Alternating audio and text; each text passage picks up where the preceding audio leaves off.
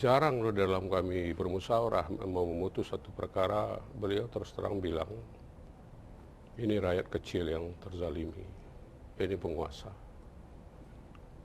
Di sisi lain tugas Hakim Tun ini memang mulia sebenarnya, karena kita akan menegakkan keadilan di hadapan penguasa, ini terbaik. Sehingga bekal ini saya lihat, ini akan sulit dicari pengganti beliau ini.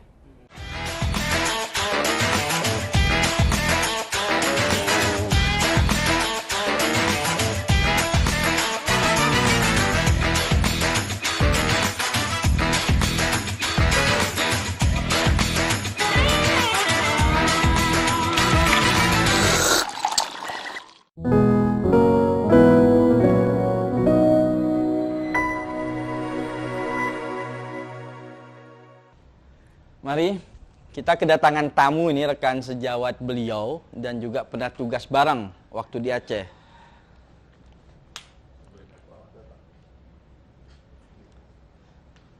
Selamat datang, Yang Mulia.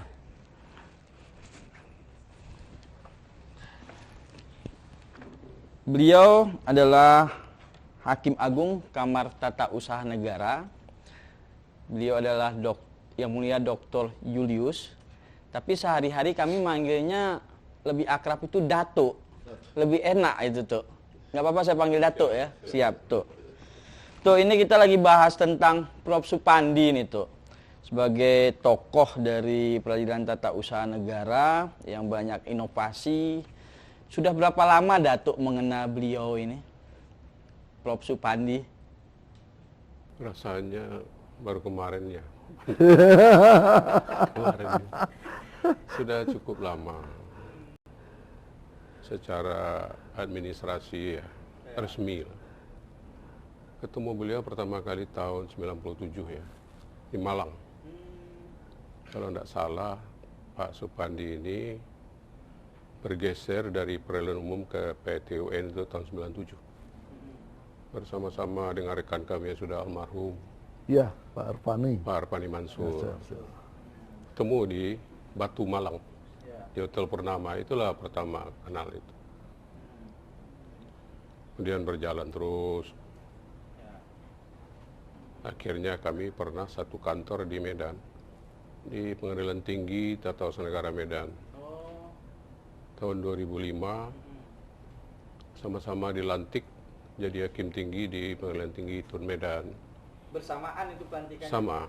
Saya, beliau, Pak Istiwibowo yang ke PT Tun Surabaya sekarang, dan Pak Sulistyo ke PT Tun Jakarta sekarang. Kami satu ruangan, bertiga dengan Pak Sulis ya. Pak Isti beda ruangan itu dengan almarhum Pak Sitorus. Jadi waktu itu adalah candaan. Kok setelah jadi Hakim Tinggi jangankan tamu lalat pun kok nggak ada. Kan? Tapi waktu itu beliau ini lagi sibuk tiap hari pegang laptop. Lagi proses mengikuti kuliah S3 di USU. Itu saya ingat betul. Itulah awal perkenalan sampai. Waktu di Yang Mulia kan pernah tugas di Aceh, Yang Mulia? Iya, beliau duluan dari saya. Kalau tidak salah 2 tahun di Sabang. Saya tahun 85 akhir dilantik di Aceh juga, di Kabupaten Aceh Tenggara, di kecamatan. Di Belang Keceren. Keceren. Jerman itu, Jerman. Dataran tinggi Gayo. Jadi jauh. Kalau dulu tempat beliau ini di Sabang atau di Kuala Simpang itu bagi kami orang Belang Keceren sudah kota besar itu. Bagus lah, itu kan lintas Sumatera ya. Sama-sama di Aceh, tapi saya ini Aceh, tapi jalannya melalui Sumatera Utara. Dari Kabanjahe, terus Kabupaten Karo, sekitar 8 jam masuk ke Kabupaten Alas. Ini nggak sempat ketemu satu kantor ya, Mulia? Nggak, ketemunya setelah di PTUN.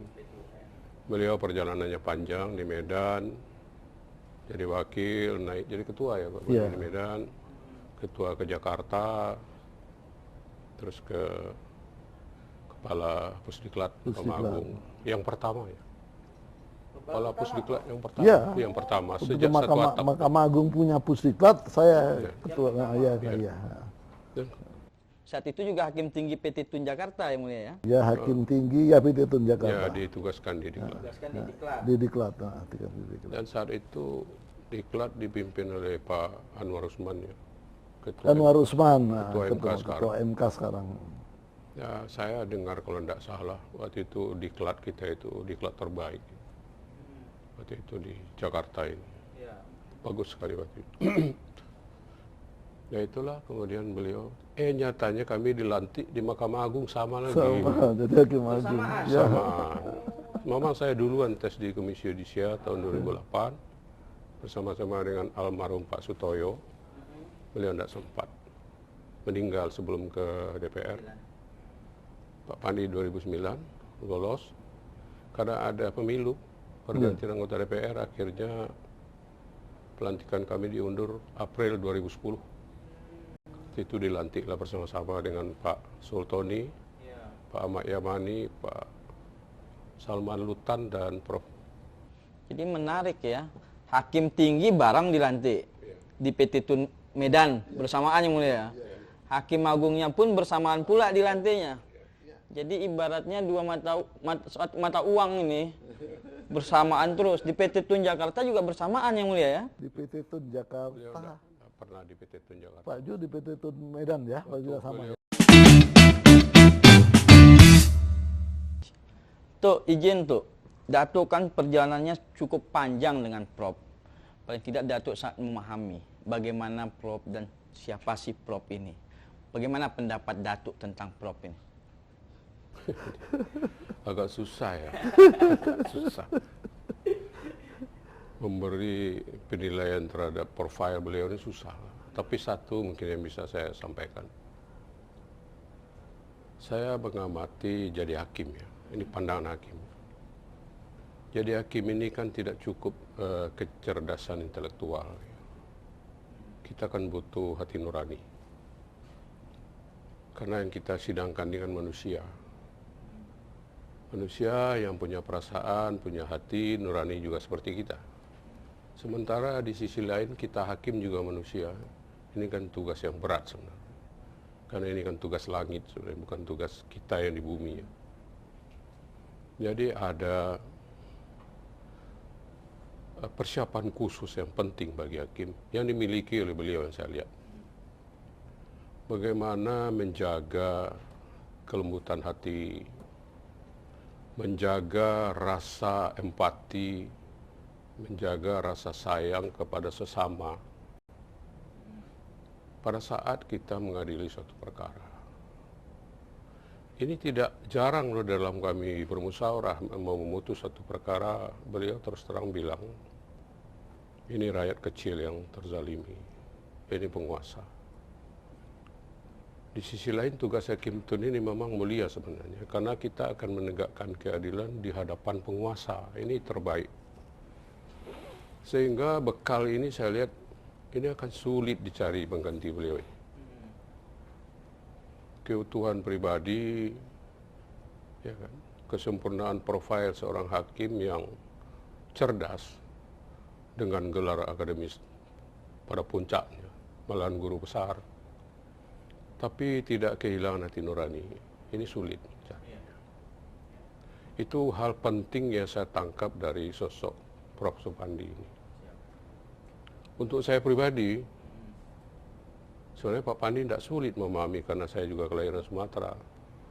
Ada sedikit kekerasan. Jadi modal kelembutan ini penting.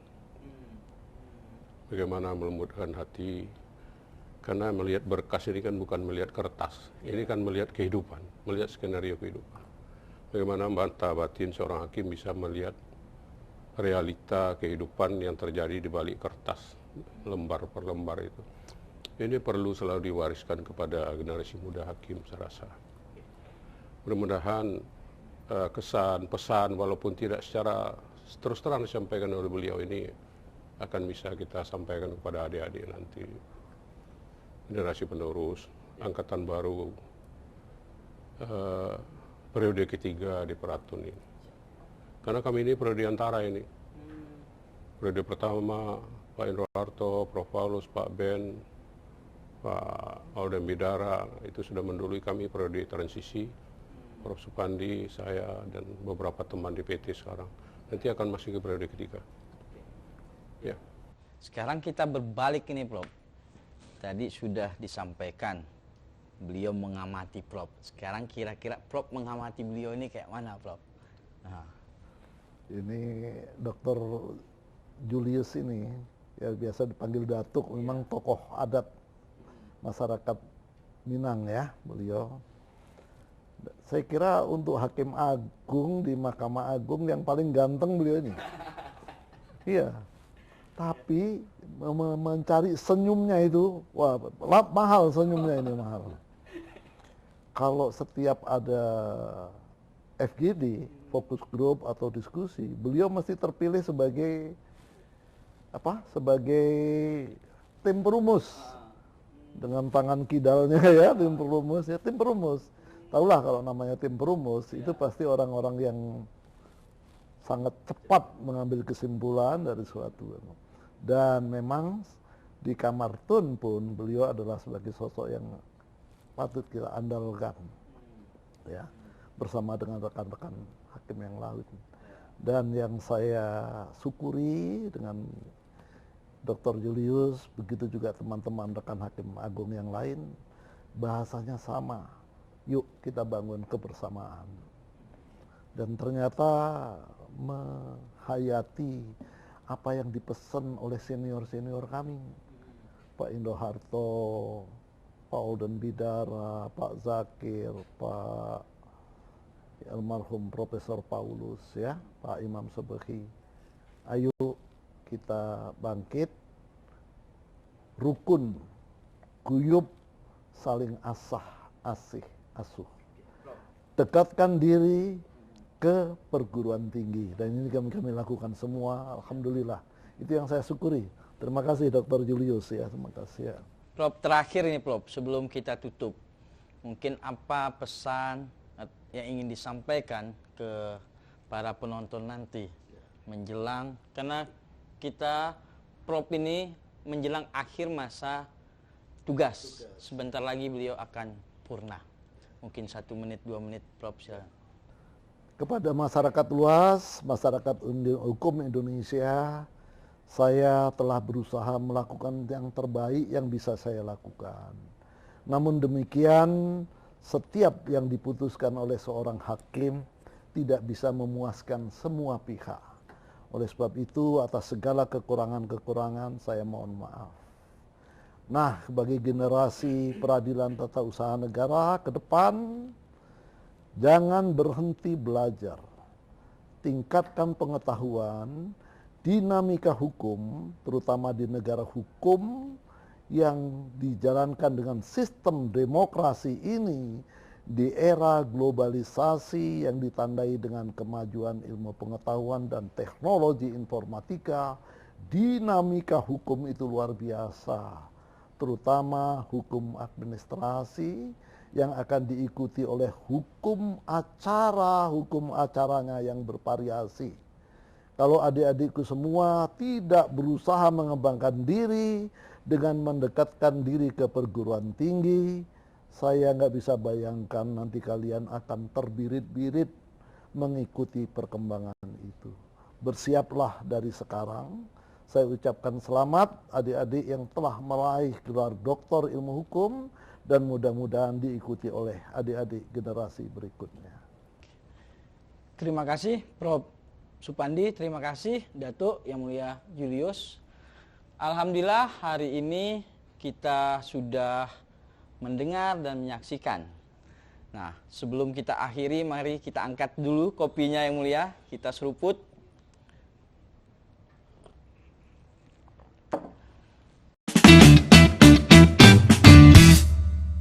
Kawan ngopi, alhamdulillah hari ini kita hadir tokoh-tokoh besar di peradilan tata usaha negara. Ada ketua kamar dan ada juga hakim agung.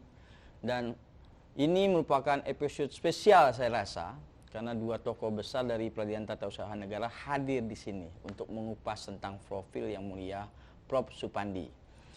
Dengan berakhirnya diskusi kita ini, maka dengan ini saya akan menutup acara ini. Semoga apa yang menjadi pembicaraan kita hari ini dapat diambil maknanya. Wabillahi taufiq wal hidayah. Wassalamualaikum warahmatullahi wabarakatuh.